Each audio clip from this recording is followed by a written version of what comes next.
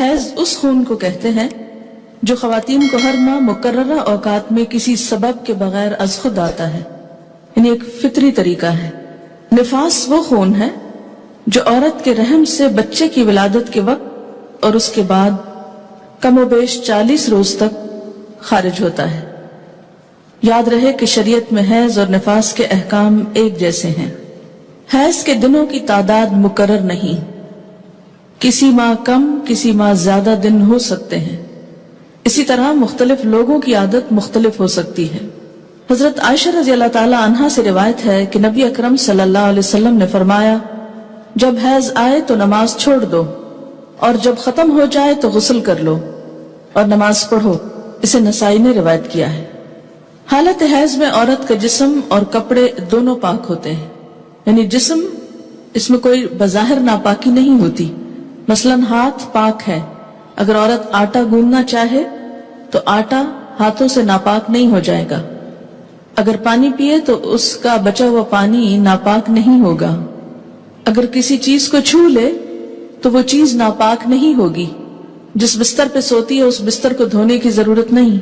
جو کپڑے پہنتی ہے ان کپڑوں کو دھونے کی ضرورت نہیں، الا یہ کہ کوئی ظاہری نجاست ساتھ لگ جائے۔ حیض کی حالت میں عورت کا بوسہ لینا جائز ہے۔ حضرت میمونہ رضی اللہ تعالی عنہا فرماتی ہیں کہ رسول اللہ صلی اللہ علیہ وسلم اپنی ازواج مطہرات سے بوس و کنار فرما لیا کرتے تھے، حالانکہ وہ حالت حیض میں ہوتی۔ اسے مسلم نے روایت کیا ہے۔ حائضہ سے صحبت کرنا منع ہے، یعنی انٹرکورس منع ہے۔ غسل سے پہلے حائضہ سے صحبت کرنا منع ہے، خواہ ایام حیض کی مدت کم ہو یا زیادہ۔ دوران حیض صحبت کرنے کا کفارہ 1 دینار 4 گرام سونا ہے، جبکہ حیض ختم ہونے لیکن غسل سے قبل صحبت کرنے کا کفارہ نصف دینار 2 گرام سونا صدقہ کرنا ہے۔ حضرت ابو ہریرہ رضی اللہ تعالی عنہ کہتے ہیں کہ رسول اللہ صلی اللہ علیہ وسلم نے فرمایا، جو شخص حائضہ سے صحبت کرے یا عورت سے دبر کے راستے سے صحبت کرے، عمل قوم لوط کی طرح، یا نجومی کے پاس قسمت کا حال معلوم کرنے آئے، تو اس نے گویا محمد صلی اللہ علیہ وسلم پر نازل شدہ تعلیمات کا انکار کیا۔ اسے ترمذی نے روایت کیا ہے۔ حضرت عبداللہ بن عباس رضی اللہ تعالی عنہ سے روایت ہے کہ رسول اللہ صلی اللہ علیہ وسلم نے غسل حیض سے قبل اپنی بیوی سے صحبت کرنے والے آدمی کے بارے میں فرمایا کہ وہ 1 دینار 4 گرام سونا یا نصف دینار 2 گرام صدقہ کرے۔ اسے ابو داؤد نے روایت کیا ہے۔ اس سے دراصل عورت کے حقوق کو پروٹیکٹ کیا گیا، کیونکہ عورت اس حالت میں بیماری کے زیادہ قریب ہوتی ہے صحت کی نسبت، اور کئی قسم کی میڈیکل کمپلیکیشنز کا بھی احتمال ہو سکتا ہے دونوں کے لیے، اس لیے منع کیا گیا۔ اور صدقہ اس لیے رکھا جاتا ہے تاکہ انسان اس ڈر سے کہ پیسے جائیں گے، کیونکہ پیسے کا جانا زیادہ تکلیف دہ ہوتا ہے بعض اوقات، یا پینلٹی یا جرمانہ یا فائن کہہ لیں، تو اس لیے یہ ایک طرح سے روکنے کا سبب بنایا گیا۔ حائضہ طواف کے علاوہ باقی سارے مناسک حج ادا کر سکتی ہے۔ باقی مناسک حج کیا ہیں؟ مثلا احرام پہننا، اسی طرح عرفات جانا، منا جانا، کنکریاں مارنا، یہ تمام چیزیں درست ہیں، لیکن طواف نہیں ہو سکتا۔ شروع میں صحیح ہو سکتی تھی، لیکن چونکہ اب وہ مسجد کا حصہ ہو گئی ہے، اس لیے صحیح کرنا بھی درست نہیں۔ حائضہ نماز پڑھ سکتی ہے، نہ روزہ رکھ سکتی، یعنی نہ نماز پڑھ سکتی ہے نہ روزہ رکھ سکتی۔ تو اب کتنی چیزیں منع ہو گئی؟ طواف، نماز، روزہ۔ حیض شروع ہوتے ہی روزہ ختم ہو جاتا ہے، خواہ سورج غروب ہونے سے 1 لمحہ ہی پہلے کیوں نہ آئے۔ حیض کی وجہ سے روزہ ختم ہونے کے بعد کھانا پینا جائز ہے، البتہ روزہ کی قضا ضروری ہے۔ حائضہ کے لیے روزہ کی قضا ہے، نماز کی نہیں۔ ہمارے یہاں عام طور پر یہ خیال پایا جاتا ہے نا کہ اگر پیریڈز آ بھی جائیں تو روزہ نہیں توڑنا چاہیے اور کچھ کھانا پینا نہیں چاہیے، اس دن کا ہو جاتا ہے۔ یہ خیال غلط ہے۔ دوسرا یہ کہ یہ کہا جاتا ہے کہ چلیں اگر نہیں کھایا پیئیں گے تو روزے کا ثواب مل جائے گا، ایسی بھی کوئی بات کہیں نہیں لکھی ہوئی۔ جب روزہ ہوا ہی نہیں تو ثواب کیا کا ملا؟ ناپاک حالت میں روزہ رکھنے کا یہ ثواب ہے یا الٹا گناہ ہے؟ یعنی ناپاکی میں کس نے روزہ رکھنے کو کہا؟ اور جب روزہ ہی نہیں تو کھانا پینا کیوں حرام کر لیا اپنے اوپر؟ یہ دین میں خود ساختہ پابندیاں ہیں۔ بہت سے لوگ بسا اوقات عورتوں کو پرووک کرتے ہیں یہ کہہ کر، دیکھو اسلام نے تمہارے ساتھ کیسی زیادتی کی، اور اسلام میں تو عورت کو کوئی حیثیت ہی نہیں دی گئی، اس کے دین میں بھی نقص بتایا گیا۔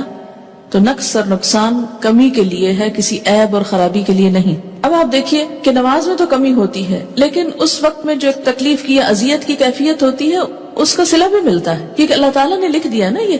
تو جو چیز اللہ تعالیٰ کی طرف سے آتی ہے اس پر انسان صبر کرے، جیسے بعضوں کو پین بہت ہے یا کوئی اور ایسی کیفیت ہے، تو یہ ایسے حالات میں صبر کرنا جو ہے وہ اجر کا سبب ہے. اگر ادھر سے کمی ہوئی تو ادھر سے بڑھ بھی گیا اجر. ٹھیک ہے. دوسری بات یہ کہ کمی سے مراد نمازوں کی تعداد میں کمی ہے، جس کو آپ بعد میں عام حالات میں نفل وغیرہ پڑھ کے بھی پورا کر سکتے ہیں، یا پھر یہ کہ کمی سے مراد اس اعتبار سے کمی بھی ہے کہ ایک مثلا تہجد کی روٹین آپ بناتے ہیں یا نمازوں میں خشوع خضوع کی روٹین بناتے ہیں، این ابھی آپ اس حالت میں ہوتے ہیں کہ نماز چھوٹ جاتی ہے. اب کیا ہو گیا؟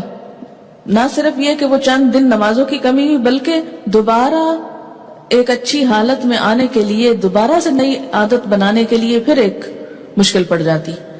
تو بعض اوقات لوگ نماز ہی چھوڑ دیتے ہیں، وہ مشکل عادت پڑنے لگتی ہے کہ چھٹی ہو جاتی ہے، اور چھٹی ہوتے ہی پھر چھٹی کر لی جاتی ہے ساتھ. تو یہ ایک انسانی نفسیات بھی ہے. اس سے پھر دین میں پیچھے رہنے کا اندیشہ ہوتا ہے. یہ بتا کے الارم کیا گیا ہے، نہ کہ کوئی عیب بتانا مقصود ہے.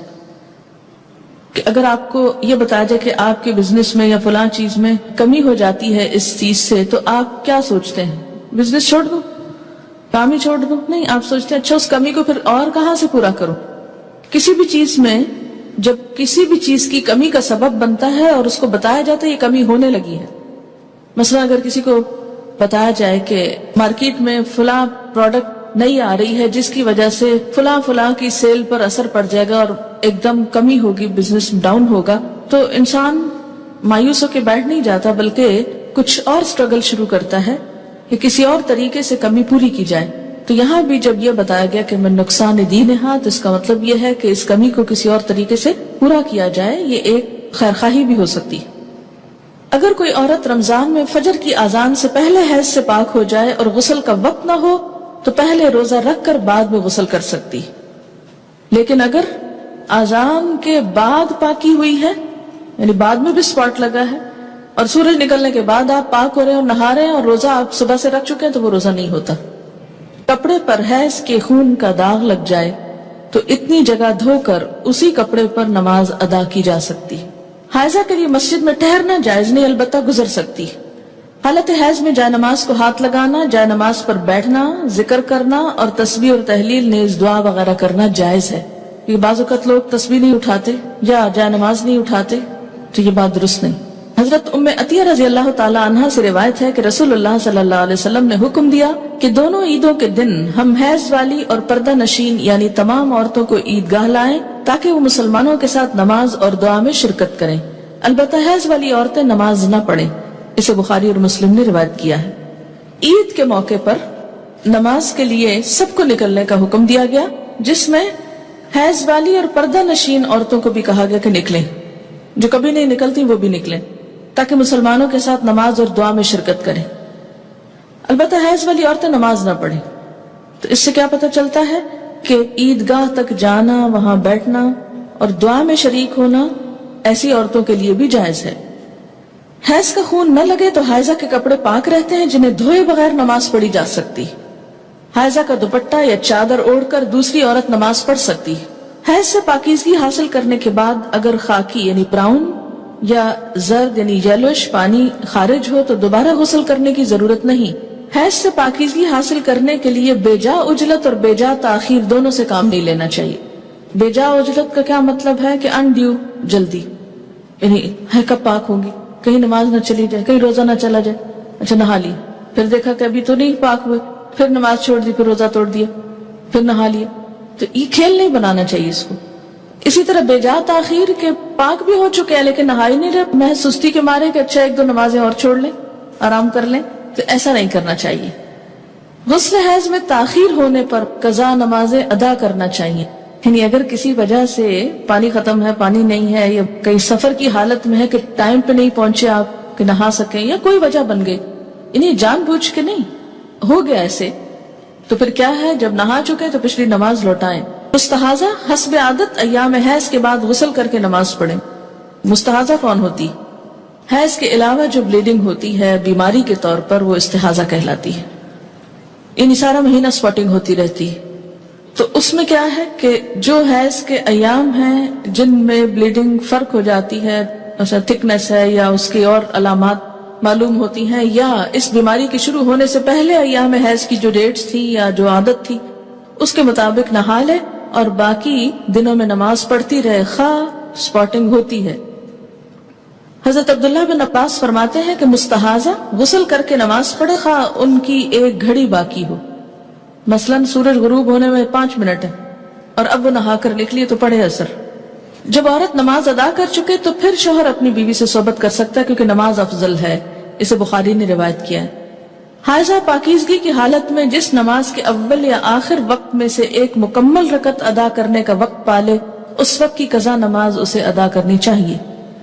مثلاً ظہر کی اذان ہو چکی، آدھا گھنٹہ گزر گیا، آپ نماز پڑھنے جا رہے تھے، پتہ چلا پیریڈز ہو گئے، اب نماز تو نہیں پڑھ سکتے، لیکن چونکہ وقت نماز کا داخل ہو چکا تھا اس لیے یہ نماز آپ کی ذمہ ہو گئی۔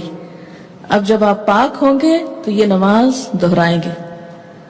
اور اسی طرح اگر عصر کا وقت مثلا ختم ہونے سے آدھا گھنٹہ پہلے پاکی حاصل کی، اب نہانے میں 20 منٹ لگ گئے، 10 منٹ باقی ہیں، اور جتنی دیر میں مصلی بچھایا مغرب کی نماز ہو گئی۔